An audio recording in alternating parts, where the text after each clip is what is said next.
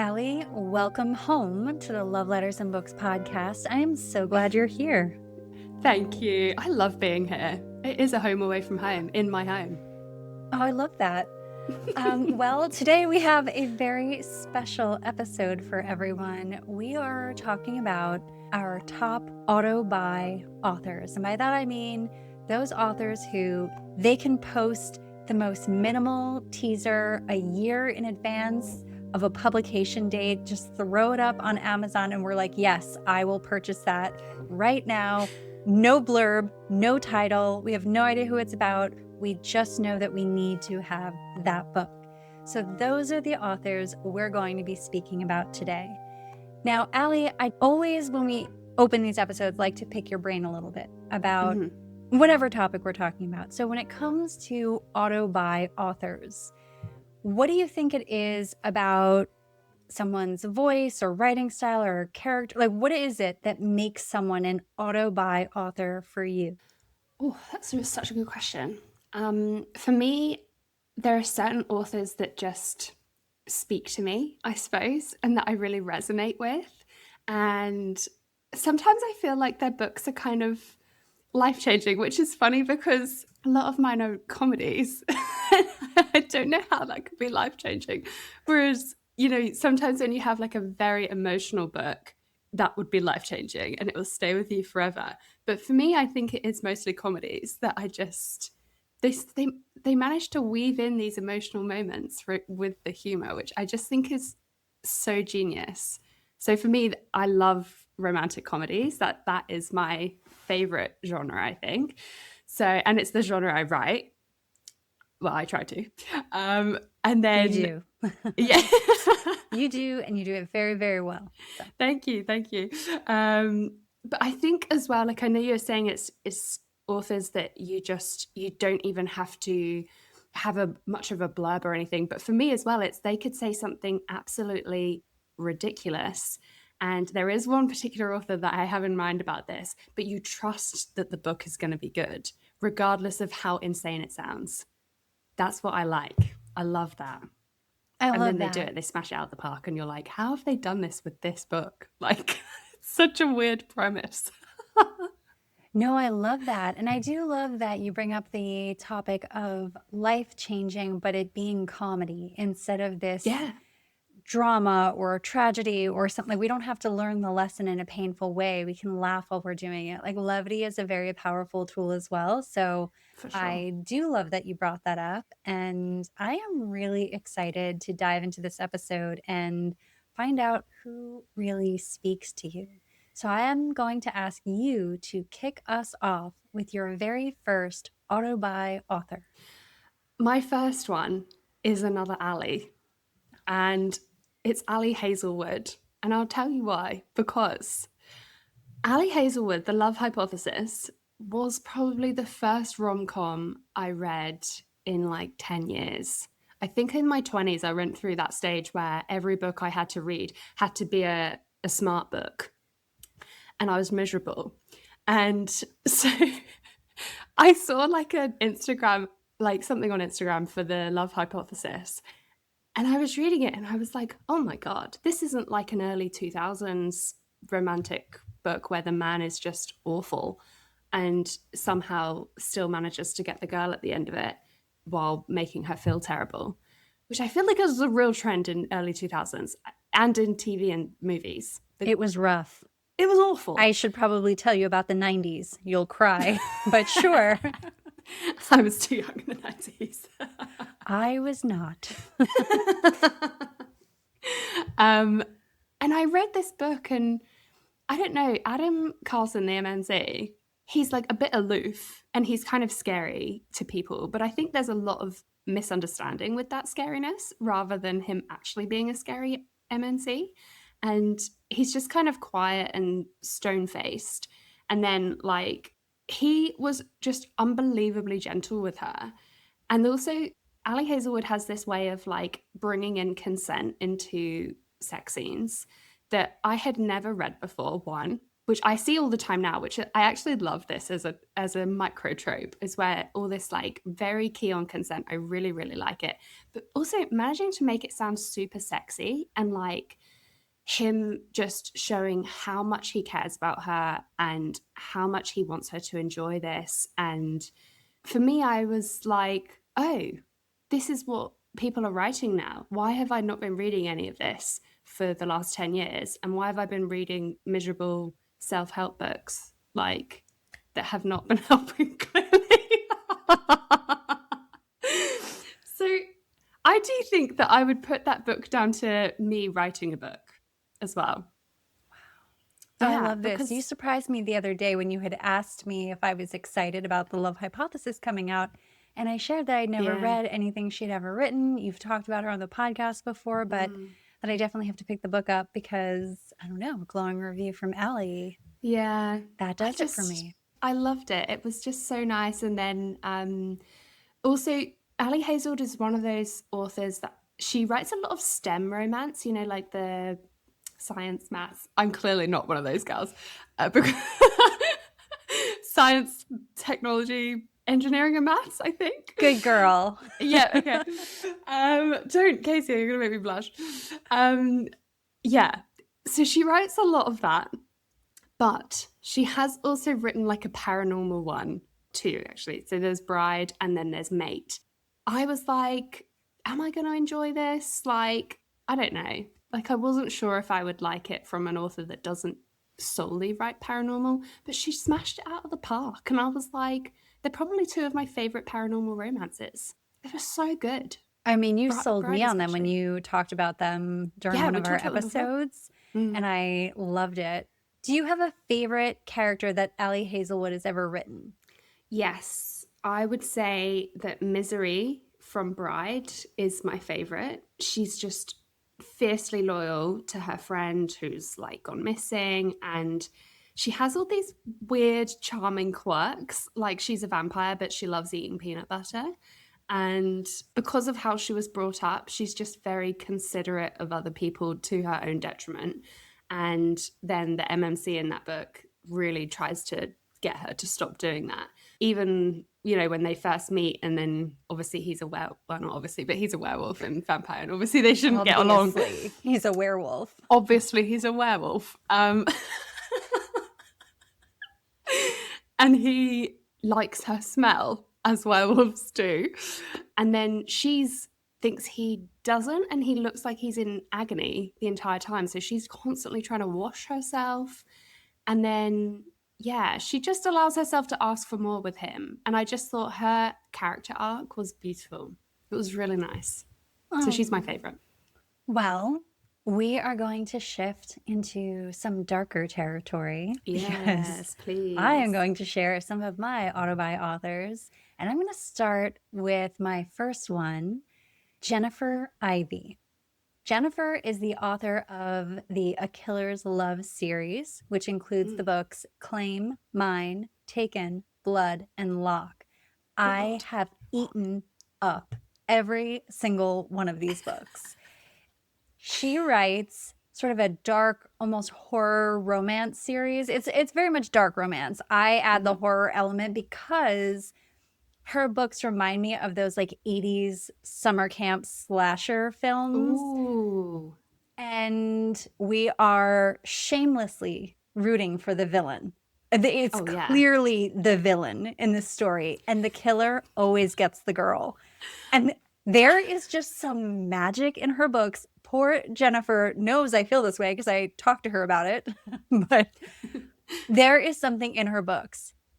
This is like my comfort read series, which is very dark. We are in the circle of trust when I mention this. But I grew up watching horror films. So I grew up watching all of those summer camp slasher films like Friday the 13th, Halloween, Nightmare on Elm Street. Just like all of that stuff was my, unregulated, no one watching me childhood lore. Like I was just watching that stuff and I loved it. So there is something about this series that just speaks to that. And, she has this like abandoned summer camp setup in some of the books. So like that also plays into it. And I don't know. There's just something about it. And I always laugh because, yes, all of the MMCs are these like ruthless hunter killers, but they have this like really nice family. And it's like really close family vibes. And the mom and dad are super nice. And they have a lake house and they spend a lot of time together. So it's this weird juxtaposition where it's all of these guys doing these terrible, atrocious things, but at the same time being very present for their family. And they have these like cozy family nights. And it's just, for some reason, it just like works so well. And another one of the things that comes up in these stories is trauma, which is something that I love when it's addressed really well.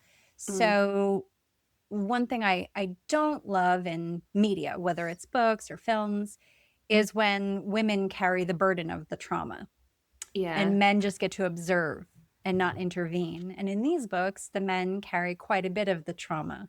And we see how they sort of transmute that pain and develop relationships with their ladies, but also with their families. So Jennifer Ivey, the A Killer's Love series, and now she's working on another series I absolutely can't wait for. Yes, definitely write this down because I won't email you any of this after we're done recording. So write it down right now. But I just eat these books up. And I reached out to Jennifer because she is like my ungettable get for the podcast. She's the person I most want to interview. And she is sending us a love letter. So I'm going to pause and hit play, and we're going to share Jennifer Ivey's love letter. Hi, I'm Jennifer Ivey. I'm a romance author. I currently have one series out, which is A Killer's Love. It consists of 5 interconnected, standalone dark romance books. They're all serial killer 80s slasher vibes where the killer gets the girl. As both a reader and a writer, dark romance is probably my favourite genre. It's not about finding the perfect relationship or finding somebody to fix the morally grey character. It's about finding somebody who loves them for the way they are and for who they are. In this series, the men are bad, whether it's they were born that way, the way Ajax is, or moulded into the killers they are, like the Cromwell brothers. But the FMC love them anyway, and hopefully by the end of the book, so do the readers. It's less about fixing them and more about accepting them. For me, reading is about that 5 minutes of peace that turns into an hour where you get lost in another world. And I wrote the books with the hope that somebody would read them and get that same feeling, that they'd fall in love with the characters just like I did. My main reason for writing the series was to write books that I would enjoy as a dark romance reader, because if I enjoyed them, then somebody else would too. The series is dark and funny, and they're incredibly sweet at times as well, and it's 5 men that you absolutely should not fall for, but I hope you do. For anyone listening to the episode that has read the books, thank you, and I hope they allowed you to get lost in another world for even a little while, whether it was to decompress after work, 5 minutes while the kids run round, or it's staying up until 2 a.m. just because you need to know how it ends. Thank you to everyone that's read the books and joined me on the journey so far.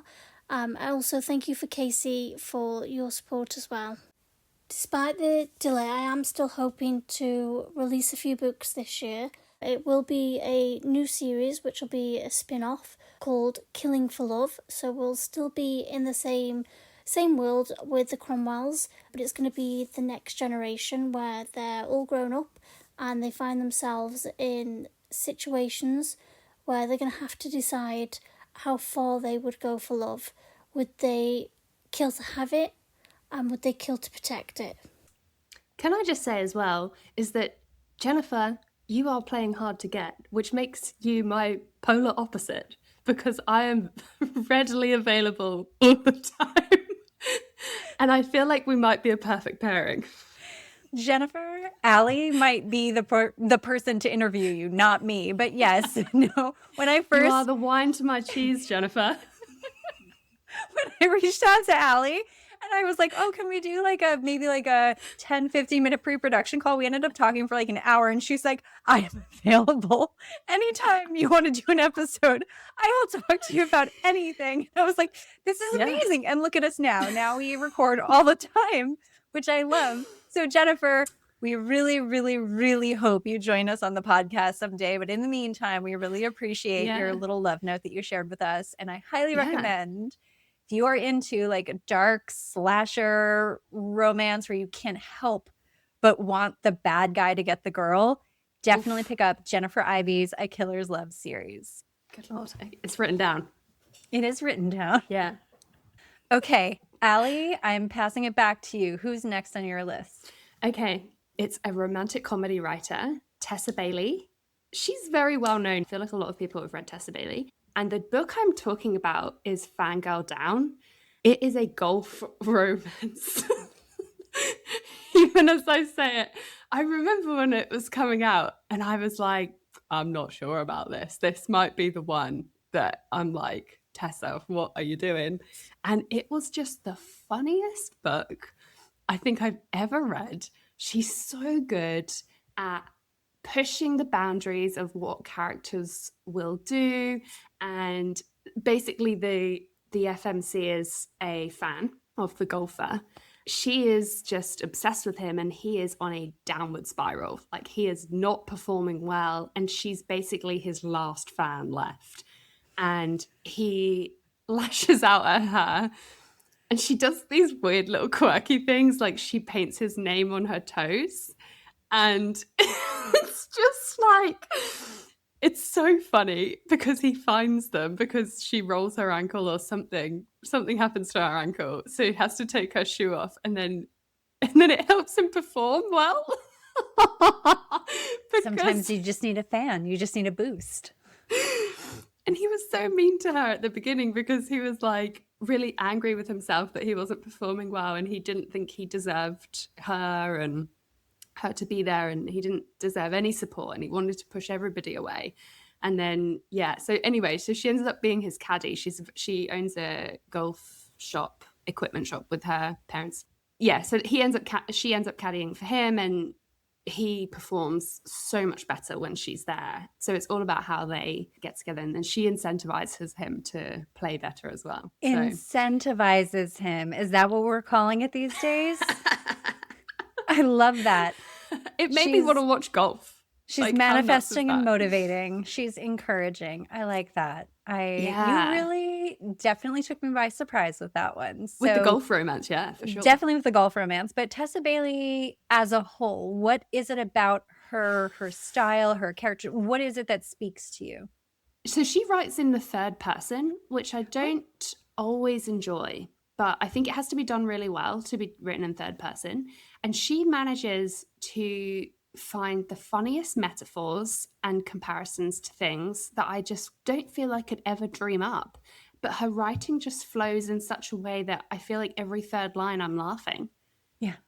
And the characters she builds, she's just got a huge backlog of books that you don't have to wait for a new one. You're going to spend yonks reading this list. So there's ones that I've read from maybe 10 years ago and I'm still laughing my head off, and I'm like, wow, I feel like she's still getting better with her books, but like they're still great from years and years ago.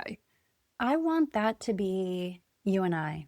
Yeah, me too. I actually see that. I see us 10 years down the road and you having this massive catalog that people can just like dive into and find your voice. And I kind of like see that. That's the dream. I feel like Tessa Bailey is what I'm aspiring to be like, to be honest. I love that. Yeah, I think she's my aspirational author. Well, you just set me up for the world's best segue.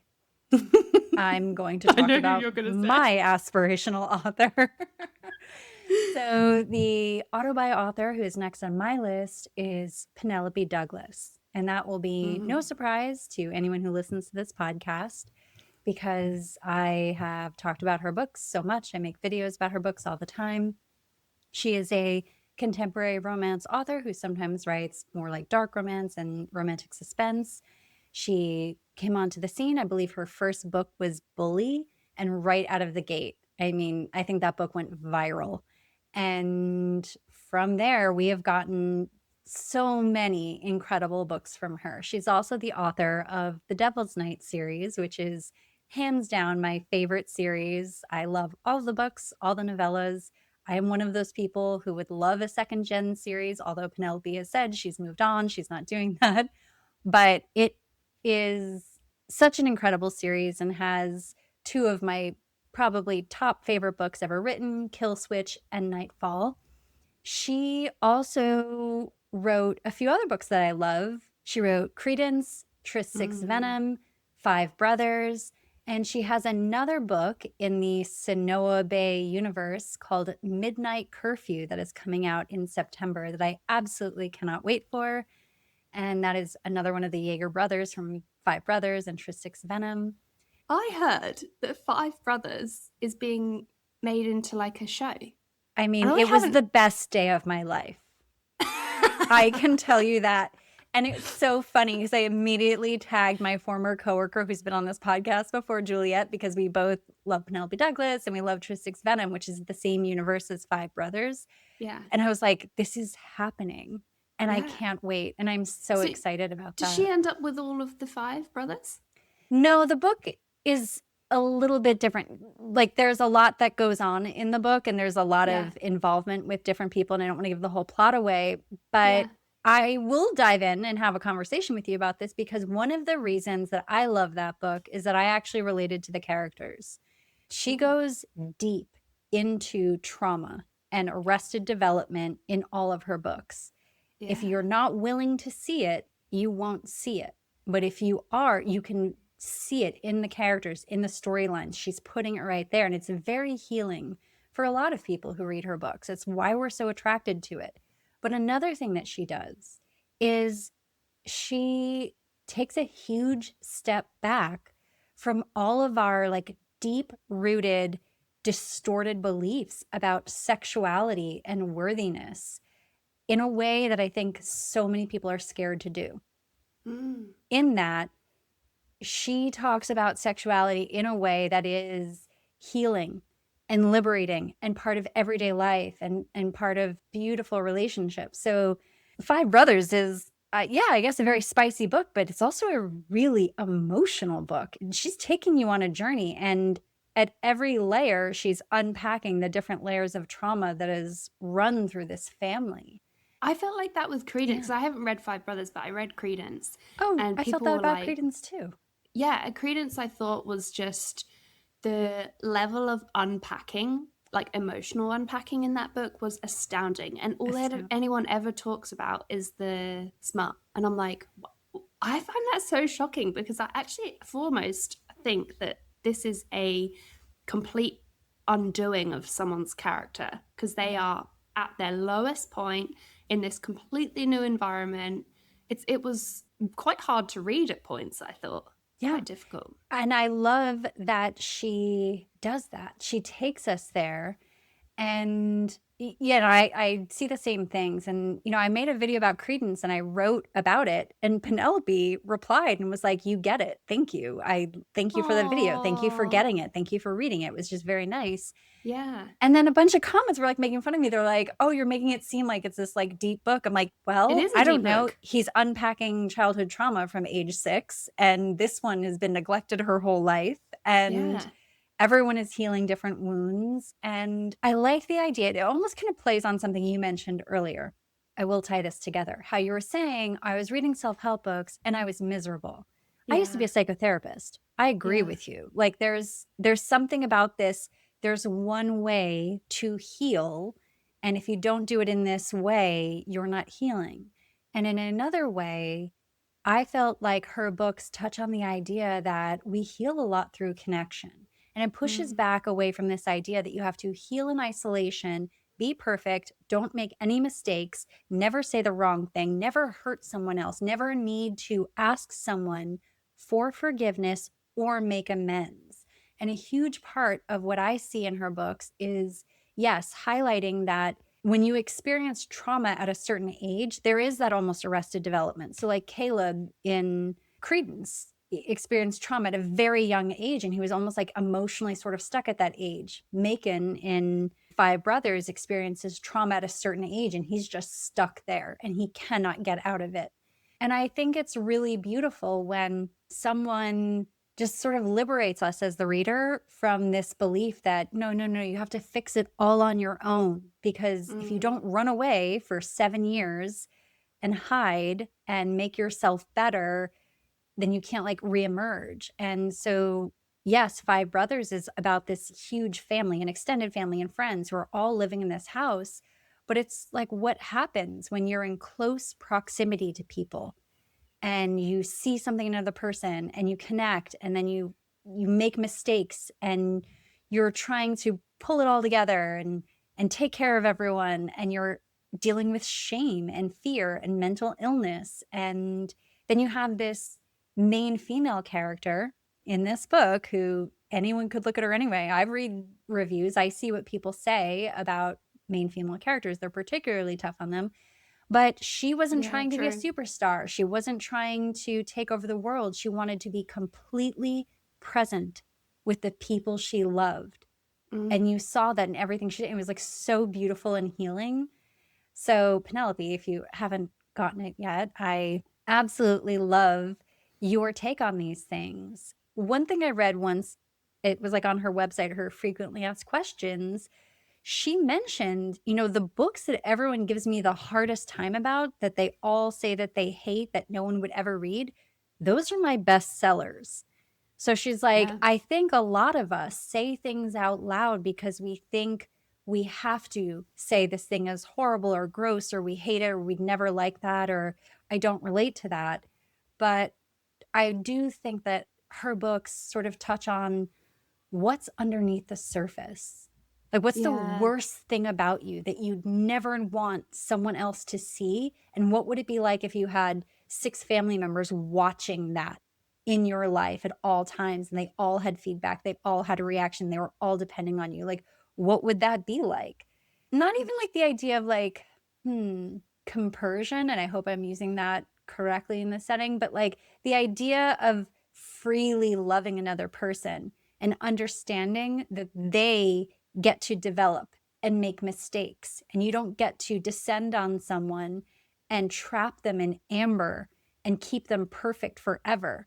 Like, you can love them as they change and grow and heal and gain confidence and lose confidence. So I mean, I could just keep talking. How about you interrupt me so I stop my extended dance remix love letter to Penelope Douglas? No, I completely agree. And like when I said earlier about books being hard to read, I meant in a way that's like it made me question myself and my experiences. And because I think in all of her characters, I've seen something so relatable.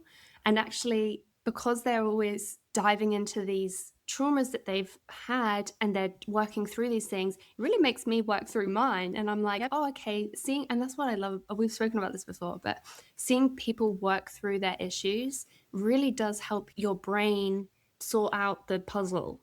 And it kind of, things slot into place, and you're like, oh, okay, like I could just do something different, or I could experience something different. And you can see someone else's experience.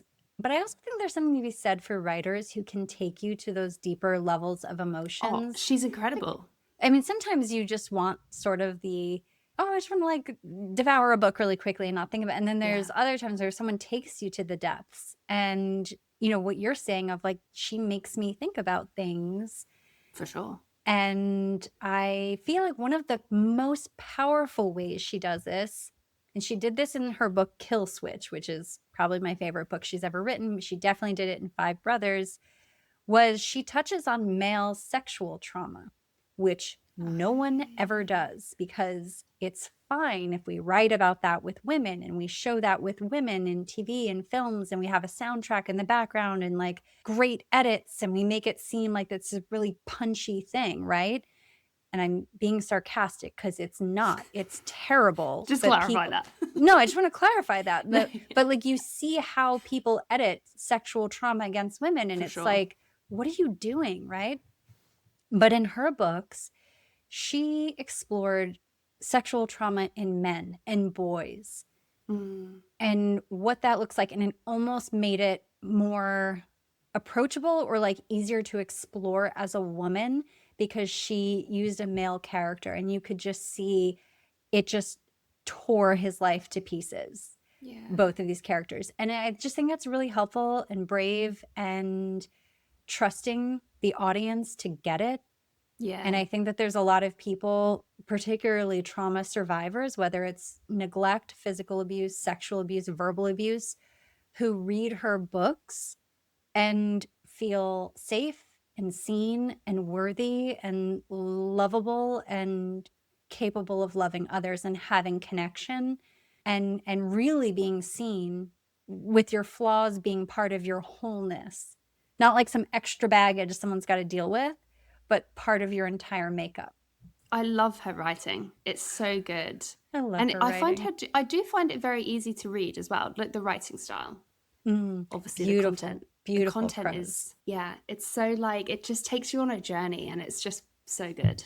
And Midnight Curfew is coming out in September for anyone Love who that. loves the Sunoa Bay universe. I think we're all really excited about that. That's Dallas's book, and we were all waiting for that. So, Great name. fantastic name. I definitely blame S.E. Hinton and The Outsiders because I read that when I was super young, and I feel like there was something about that book that laid the groundwork for Five Brothers.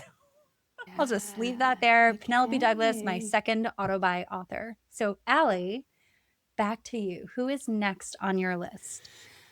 Next is Meghan Quinn, another romantic comedy writer. She is very, very funny. And there's one thing I really like about her books. Meghan is not overly descriptive. She is all about quick, sharp dialogue and a lot of banter. She always has group text chats. And I feel like her book you can just read so quickly. Like you're not always waiting too long for things. And as a person who's very impatient, I quite like that. Yeah, she doesn't tend to do like slow burns or anything like that, but it's just a lot of rapid fire comedy. And the situations people get themselves in is just bonkers. And I feel like she's one of those writers that's really just got her method down. You know, she's got like 3 brothers down, 3 books. Then she's got something else, like 3 women that work in a business together and they get their books. And she, you know, her series are just so good. I think she's one of the funniest writers I've ever read. And actually, my husband Dom loves her as well, loves her writing. It's funny because I always kind of know when he's reading Meghan Quinn because he's like just chuckling away into his Kindle. Compared to when he rereads Lord of the Rings or something. I love it. Yeah, she's just so good. I really, really like her. And then I do have a question because you touched on something though, so I'm going to interrupt you. What do you think makes her banter so good? And I say this because I too do not like the overly descriptive, like please don't describe a tree for 3 pages. Like I know what it looks like. I don't enjoy that. It actually, for some reason, like causes like a little bit of anxiety, but I love banter-filled books. And I'm wondering, what is it about her style that you particularly love? I think it's for me just, I don't know if we have similar brains, but I feel like this is how my brain has conversations. So when I read them, I'm like, yeah, that I would say that. And I think I just resonate with a lot of her characters because they just say things that possibly without thinking sometimes. And it just tends to get them in a little bit of trouble. And I'm like, I would have said that 100%. Like sometimes I can feel a joke brewing in my brain and then she writes it 2 lines later and I'm like, there you go. And do you have a favorite book or character in the Meghan Quinn universe? Oh, that's a really tough one. I really enjoyed the Agitator series, which is her ice hockey series. I just love that series as a whole. I love Meghan Quinn. She's a great writer. Okay, we're going to take a turn back into the darkness because I like our flip-flop. It's nice. We just have to flip-flop. It's balanced. So my next autobi author, who I've also mentioned on this podcast quite a bit, is Shantel Tessier. Many people know her from the Lords series, which is a dark romance series, pretty dark series that she's written. It's a universe that I love, and she has a pretty expanded universe. So she has quite a few other series where all of the characters overlap. So it's one of those authors who can just kind of like dive into their catalog and you're seeing familiar names in a lot of the books. And why do I love her? I love this like dark underworld that she has built, that she has taken us into, where she has like these sets of rules and norms and all of these things that are going on. It's full of over the top characters and stories. And it's this world where it's almost like kill or be killed. And not every character knows that, which is what makes the story really interesting, because you have some characters and you don't realize, so like book 6, what would have happened to them if they hadn't just done X, Y, and Z. And so like the characters are coming to the realization of just how dark and scary this world is in real time with you as the reader. There are huge, huge themes of generational trauma and revenge. And I have to tell you, those are like some of my favorites. Like a good revenge story, for some reason, just does it for me. I think I'm not like passive in real life, but I'm very much like live and let live. Like people have done horrible things. I'm like, you'll probably ask to borrow money from me a year from now. So we'll just like let it go. I'm sure you'll come back around. I do tend to like let things slide, but for some reason, these books and their revenge plots are just incredible. Like people get a comeuppance. They really get theirs in the story, the villains and like sort of the bad guys. And even our main characters are pretty bad, by the way, but they're not the worst in this universe. Another thing that I love about her stories is, and you can laugh at this, no one writes a worse parent than Shantel Tessier. And I knew really, you were gonna say that. You know this. I respect it. I appreciate it. I find healing in it. But the parents that she writes are absolute, just the worst that you could possibly think of. And we get to see them through these characters, like the main characters, and how they're processing their trauma from their parents and trying to build a different life for themselves through love, through the work that they're doing, through their friendships and relationships, and surviving the society that they're in. But I think it's really beautiful, super dark, full of trigger warnings. And I just, have you ever read her? Sorry, I'm like rambling on. I actually haven't. I haven't read hers. I know. I feel like I have a big long list of books. You do have a big long list. I do want to say something though. I do think The Ritual by Shantel Tessier needs to be at the top of your list. Because is that the one with like the skull and the cross on the book Yes, cover? it is. I don't know why I did it on my forehead. Yeah, it's that book, and I think you're going to love it. Very fast-paced writing, which I also appreciate. Yeah, I like lots that. of action. And yeah, the spice is spicing. And if you have any trigger warnings, you might want to read them. Not but really. The book is, this is what I love about her universe, is that everyone who reads her got so sucked in that everyone has like notebooks full of theories and like whiteboards full of theories, because her books are so complicated with like the plot and what's going on and like what's actually happening in this underworld. Like you read book 1 and you think, oh, it's this is what's going on. And as you just progress in the series, it just gets darker and darker and darker. And you just see that there's more layers. So I do really like it. I also appreciate the way she has written about pitch black trauma, things in people's real lives that do happen that people don't talk about, they just ignore, they turn away from. And in these books, people find real healing and understanding, believe it or not, given all the action, all the craziness, whether it's in their partners or their friends, they actually do heal and process. And it's messy and it's unconventional. And I would say that there's this one book in her universe that is one of my comfort books called The Sinner, and it is incredibly dark, and I just found it to be very healing. So yeah, Shantel Tessier. I do sometimes read dark romance, but it is probably because I'm a big absorber of energy. it's got to be few and far between, because I do tend to spiral into a bit of a depression if I read too much dark romance. Okay, well, I'm not going to say that The Ritual is worth it, but I am going to say that if you're going to go into this universe, there's equal parts darkness, but equal parts real over-the-top love and connection and friendships and like brotherhood and sisterhood. Like all of that stuff happens in these books too. So it does balance it out. It's not like this person is then going to exist off on an island by themselves. They have to exist in this society in this way. Yeah. And they are building a world where they can survive together.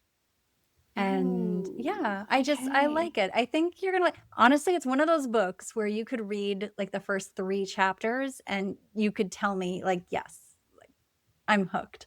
It's not going to build slowly. Like you're going to know page 1 whether you like this book or not. So, because I do really like them. This is the thing. But I do descend into like, because my obsessions where I tend to like be all in, then I'll be like, okay, now I'm going to read nothing but dark romance. And it'll be like a month of it. And then Dom's like, hun, you got to stop.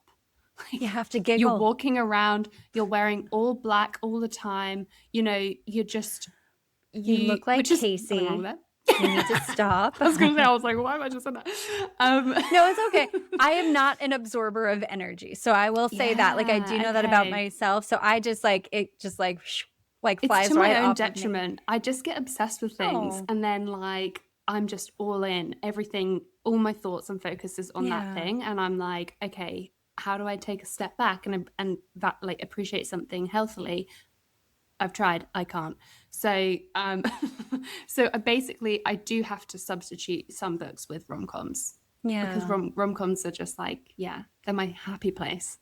Well, I would say when you're in the right mood, picking up these books, if you feel like something is not going right in life, or you're feeling like misunderstood, or I don't know, like I'm trying to like touch on a feeling. Yeah. Believe it or not, these books, these couples are in such a like survival situation so many times that like they're all in. And it's like, it just, I don't know, it touches on something. For some reason it works.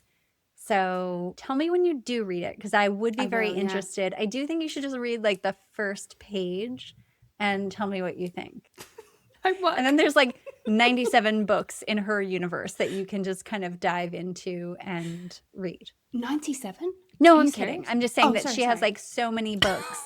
In the Lord series, she has books, but then she also has the Dark Kingdom series, which is set in Las Vegas. But all of those people overlap with these people. And Vegas. She has another book, Slaughter, which is like in another part of the world. You know, like they all intersect. So I'm just saying she has a universe she's built. All of her titles as well, they're so grabby. Like they're so catchy. And I'm like, damn, girl, that's a good title. Yeah. No, it's good. It's really good. Yeah. So yeah, those are my top 3. And so Chantel posted on Amazon, literally just like placeholder. There's no blurb. I'm not telling you who the character is. There's no title. There's nothing. It'll be out in a year. And it hit like the bestseller list because everyone pre-ordered it overnight.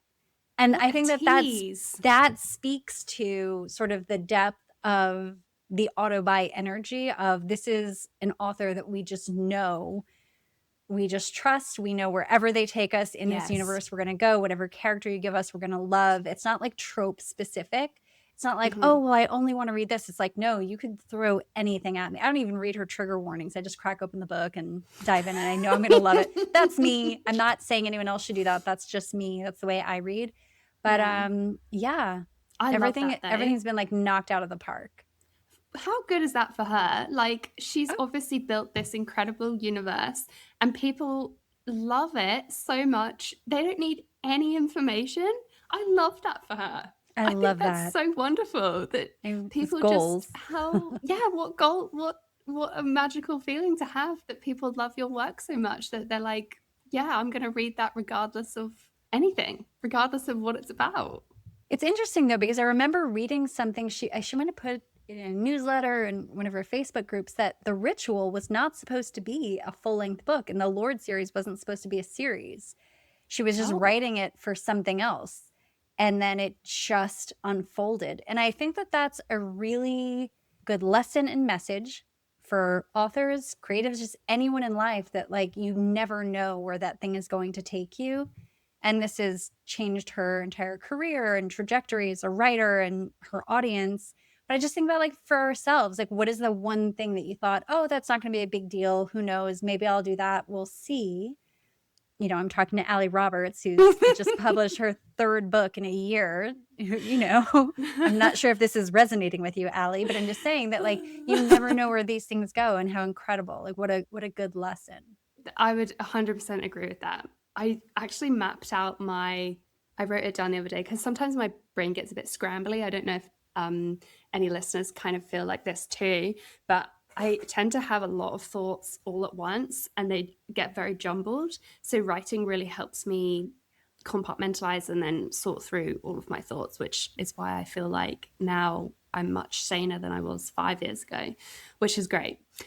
Not always, but pick up a pen, people. But anyway, so the other day I was like kind of thinking about, because obviously the 3rd book's just come out, and what books I'm doing next. I need to finish off this series, and then what do I want to do? So I basically wrote out all the 1st book, and then that came off like spin-off series, like 3 spin-off series from the 1st book. And then the series I'm 2 books into, that's got a spin-off series coming off it. And then also I've been writing a Christmas book that's coming out this year. So then I just love the side characters in that. So I thought, maybe I'll do a spin-off for that. And then it's just like, okay, this is a bit of a problem because now I've got 19 books and I've only done 3.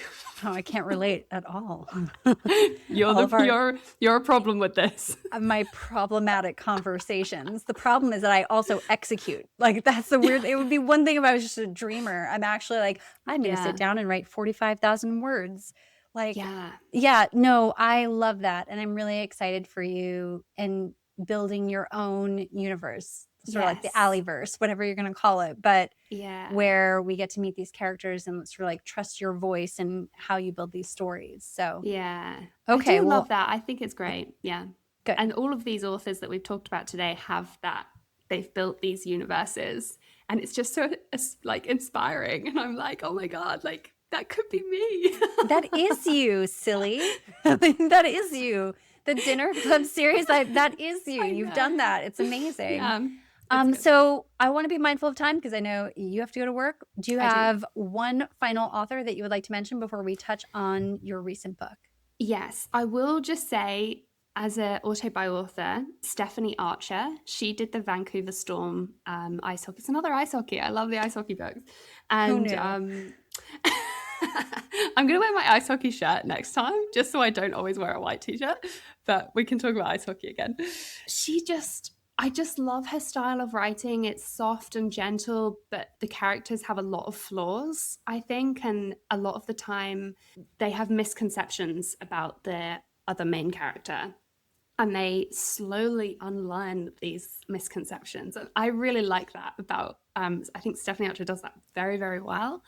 There's one in particular where it's the 2 enemies to lovers, and it's, you know what I'm like, I can't remember the name of the book, but like they come through like 4 books and they're like number 5 or something, and they've been hating each other for so long. I was obsessed with that book. Oh, do you know what it is? Yes, I know which one it is. She's the Dr. Georgia. And they get married, that one? Yes. Oh, Alexei, his name is. Yeah. Gloves off. I loved it. Oh, you know when he sorry. I already know what scene you're thinking about. You didn't even say anything and I could just like see your face. Good yes. Lord. When they, for the first time. Yep. And he's like, no, you don't get to, you know. Yep. I think I messaged her about that and I was like, girl, what? I don't know Stephanie Archer. Big fan though. Big fan. No, I love that book. That was one of the best scenes I've ever read in my entire life. I was like, I didn't know I was into this, and I'm really into this. Dom. That's what you get with books. It's just a whole new world. It was so good. Yeah. But I loved their characters. I thought those were 2 of the best characters. She's such a great writer. I would read anything she wrote. Well, I think we have a really good list today, and For I'm sure. going to make sure to put everyone we've mentioned in the show notes. And I really encourage people to kind of explore the list. Maybe send us some of your auto-buy authors. My email is in our show notes as well, because we are always looking for more inspiration, other authors, other series to dive into. So please send us anything you have. And we're going to wind down this episode. And Allie is going to give us an update about her recent book, After a Killer, which I absolutely love. But Allie, how's it been going? Give us an update. Yeah, it's gone really well. The feedback has been really, really nice. And I feel these characters of like that my writing's progressed as well. So I just feel like these two, it did blend in at like an frenemies to lovers, like an enemies to lovers situation, which is one of my favorite tropes. So I feel like I just put a lot into this one, and it shows, which is really nice. And yeah, you know me, I love an army boy, and Jonesy is an army boy. So it's gone really well, really enjoying it. And now just focusing on the next book in the series, which will be Caleb and Lottie. So I'm just currently writing that. So, because I've had a few secret projects in the works, but we'll be keeping quiet about those for a little bit longer, and finishing off my Christmas book, which I sent to the editor on Monday.